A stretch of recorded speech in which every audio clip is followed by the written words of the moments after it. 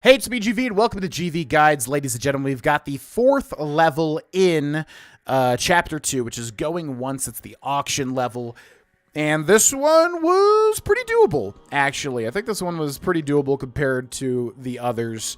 So, yeah, just took a little bit of time to figure out everything, obviously, but what doesn't. Also, we'll go through the corkboard and the story in this video as well. So, first of all, we've got the names here, which you can kind of just recognize this guy from the very first puzzle, Oriel Toussaint, but he's also referred to by multiple people as Oriel. We know he's the professor that was strangling the dude in the asylum at the very beginning of the game. And then Tessa Navari, this is where we find out her name, which I'm actually forgetting how we figure that one out.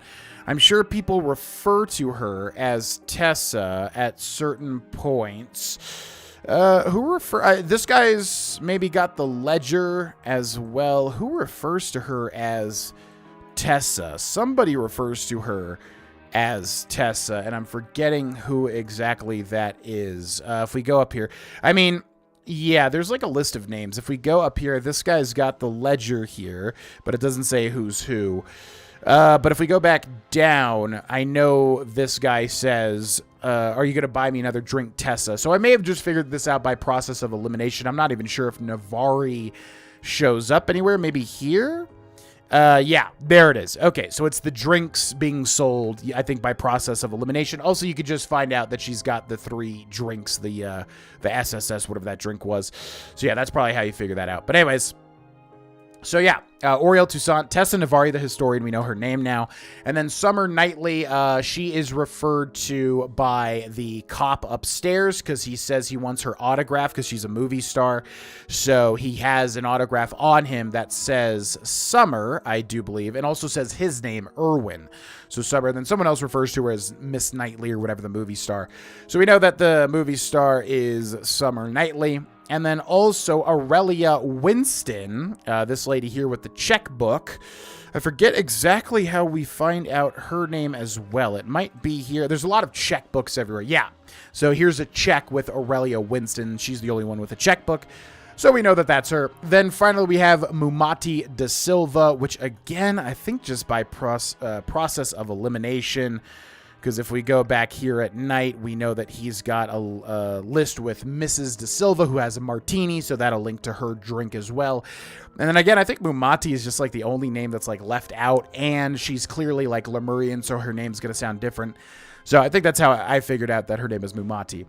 And then Nils, we know, is the main auctioneer guy because it says here, I believe, hosted by Nils Wilmington, the auction. And then Robbie Froberg is easy because he's got a list here. Robbie Froberg's first day as the bartender. And then finally, Erwin Bogart.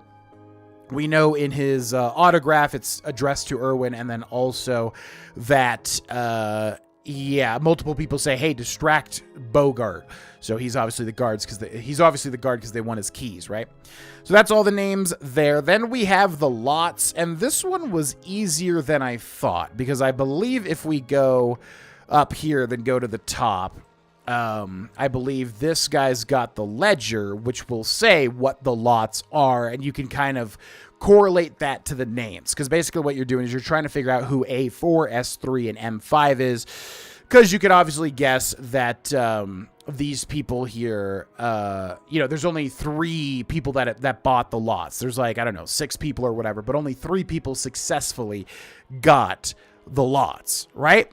So yeah, all you have to do is basically go to the daytime, and then pretty much you can see the lots right here, right? We've got the seal, we've got the creature, the mask is currently being auctioned at this point in time, then we got the statue, then we got the totem. And then through different pieces of dialogue, we know that, yeah, it's Lemuria, Lenka, Albion, Lemuria, and Adria in terms of where they come from.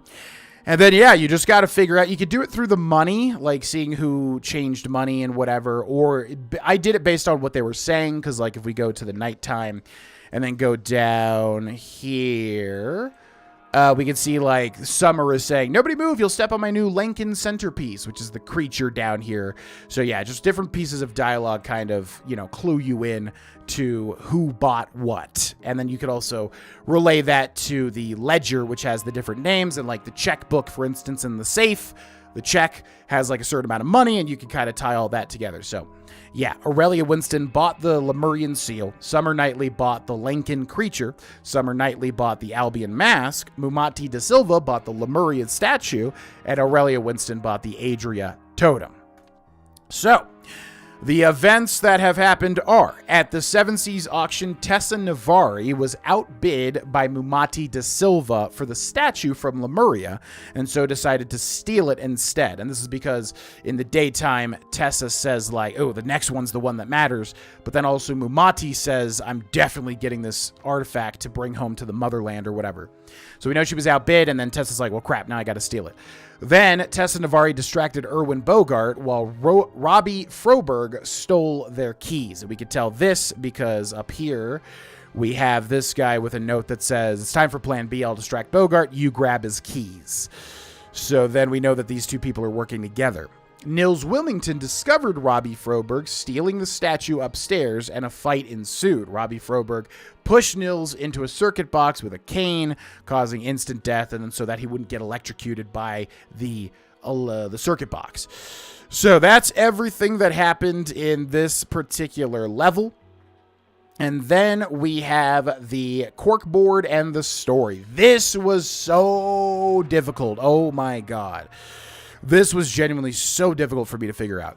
So the historian, we know it's posted here. You can't change it. And we know through this level that that's Tessa Navari. Then we can figure out that the colleague is this guy, Robbie Froberg, but the name is what threw me off. And I knew there was some weird stuff happening here because there was a lot of aliases going on and whatever. But yeah, this is actually Arthur Blythe. This is the guy that escaped prison. And you could kind of tie it all in together because he gets the book from the Historian Foundation or whatever, the Harmony Foundation, which ties him back to her. But yeah, so this is actually Arthur Blythe, and most people are probably going to put Robbie Froberg like I did at first, but you just have to basically realize he's Arthur Blythe. He's got a whole bunch of different names. It's so confusing. So anyways, Robbie is actually Arthur Blythe, the guy that escaped from prison. Arthur Blythe, sent the saw blade Stephen Aria, which again is Tessa Navari.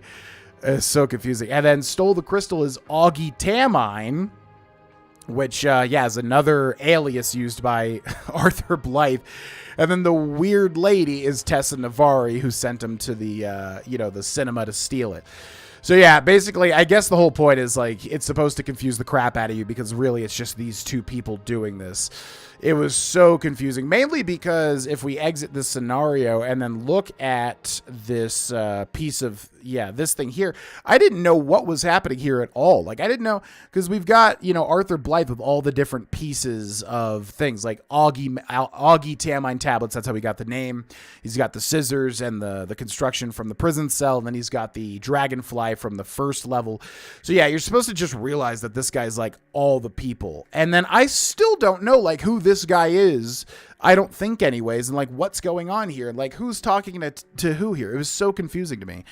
So anyways, that's the corkboard. And then finally we have the whole story put together, which is Tessa Navari wanted to reassemble the mythical golden idol, and we know this from like the very first cutscene that plays for this chapter of Lazarus Hurst, who's the main guy in the first game, from its parts. Tessa Navari arranged Arthur Blythe's prison escape because he knew the locations of the parts. And we know this from an article, I think, over here that talks about him working at a history museum, and then he like sold, he knew where all the parts were, basically. Then Tessa Navari and Arthur Blythe worked together to steal all 8 parts. For the final one, at the auction, Arthur Blythe resorted to murder.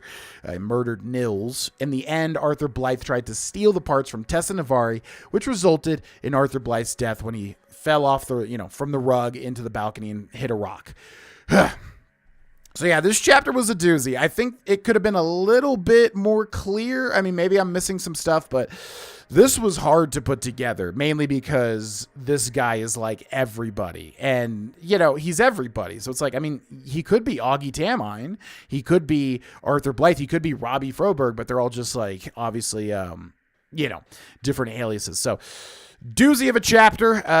Keep an eye out for chapter 3. I have not started that yet, so it might take some time to get those guides up, but yeah. You can also watch the full walkthrough if you want. It should be on this channel as well, at least the first part of it. So yeah, thanks so much for watching, and I'll see you in chapter 3.